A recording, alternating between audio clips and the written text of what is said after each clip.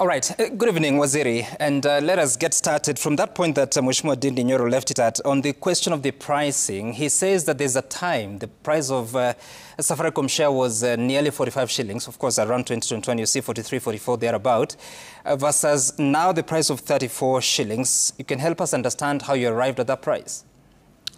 First of all, Sam, let me put it clear that we are working with the current prices of SAFARICOM shares in the market. And you see, SAFARICOM is a company that is quoted in the Nairobi Securities Exchange. So you don't even have to do research to tell Kenyans what the price is. The latest price of SAFARICOM shares is 28 shillings today. In the past 6 months, leading to 31st October, the prices averaged around 25 shillings per share. And therefore, we took, the analysis took 6 months of volume prices. And the average came to about 25 shillings per share. And we are getting 34 shillings per share. So I don't know how you can negotiate better than that. Don't even talk about the historical, because we may start discussing when, how much it was, when. We are dealing with the current pricing of the SAFARICOM shares. And this is something that is in the market. No one controls it, no one determines it. And so in my view, even though Honorable Ndindi is talking of people conflicted or incompetent or both, it is, I completely believe that he is the latter. Incompetent. Right. Of course, he's not here to explain what you just said there. But speaking of the price per share, help us understand, because when you look at the value of SAFARICOM, it's slightly bigger than the value of the shares, if you're talking about what is in the market. So when you sell 15%, which is the value you're talking about, 244.5 billion shillings, what is the real worth of what you're selling? You see, Sam, what we are doing is divestiture. We are not selling the company. It should be understood that we are not selling this company as a going concern. If we were selling the company as a going concern, then you'd start valuing all the assets and taking care of all the liabilities, and then you get the value of the firm. But we are selling the shares. Alternative would have been to go to the market and offer the shares in the Nairobi Securities Exchange, and you'll get 28 shillings per share. Now, we have sold the 15, we have not sold. We are starting the process of divesting 15% of the shareholding. And so you're actually offloading the shares. And so you have to work with the prices of the shares. In fact, if we went to the market to divest to the public, we could definitely sold or divest the shares at a discount. That is the obvious case, and that is how it happens in most transactions, especially block sale. The reason why we are getting this premium sale is because the company that is taking up these shares is a company that has history with this firm, with this company, SAFARICOM PLC.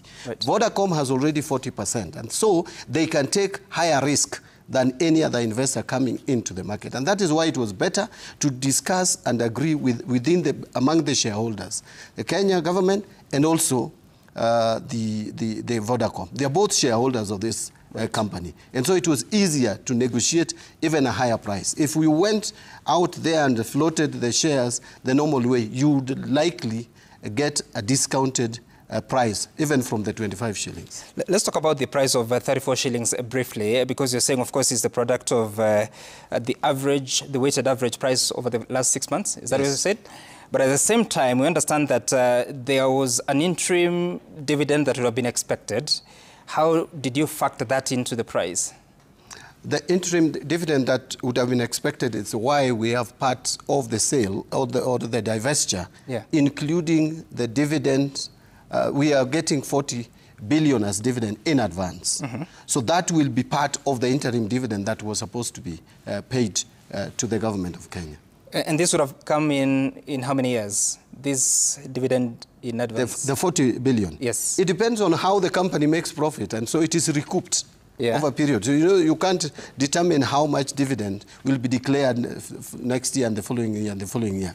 We know that we are getting a 40 billion shillings dividend in advance, and that will be recouped over the years. because based on the 20%, because we still have 20% shareholding. Yes. So if, for example, in the 2026, the declared dividend is 11 billion, relating to 20%. I hope you understand what I'm talking about there. Because we have been getting about 18 billion per year. Yes. On 35% shareholding. Now, with the 20% shareholding, let's say it's about 11 billion. So that will be recouped and, to the 40 billion. Let me get that right again, because there's the statement here released by Safaricom says that Vodafone Kenya buying the right to receive future Safaricom dividends for an upfront payment of 40.2 billion shillings to the GoK, exactly, in lieu of future dividends that will accrue to the GoK's residual 20% sharing in Safaricom. In simple terms, you're saying that the 20% stake that government of Kenya will still keep, the dividend accruing to that will 20% not be paid to you. Will not be paid to the GoK because we are getting it in advance. Now, that right now devolves automatically to Vodacom. So, for how many years? You see, Sam, I think that is what I've answered. You cannot say for so many years, because then you will be assuming that the dividend will be constant every year. Companies make different profits every year. So for example, this right that you've sold, it's for eternity? It's not for eternity. It's for the period that the dividend accruing to us will be able to compensate for the 40 billion. Let me explain it this way. It is 40 billion received in advance. Yep. Now, 2026, Safaricom makes profit.